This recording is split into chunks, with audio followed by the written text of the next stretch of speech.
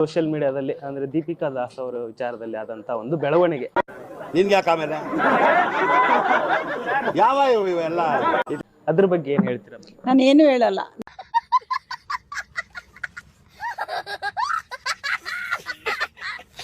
ನಾನು ಹೇಳಿದ್ ನಿಜ, ಅದು ಬಂದಿದ್ ನಿಜ ಅಷ್ಟೇ. ಕೊನೆ ಇನ್ನು ಅದಕ್ಕೆ ಹೇಳಲ್ಲ, ಉತ್ತರ ಕೊಡಲ್ಲ ನಾನು ಅಷ್ಟೇ. ನಾನು ಕೂಡ ಸಾಮಾಜಿಕ ಜಾಲತಾಣದಲ್ಲಿ ರಿಯಾಕ್ಟ್ ಮಾಡಿ ನಾನು ಅದಕ್ಕೆ ರಿಯಾಕ್ಟ್ ಮಾಡಿಲ್ಲ.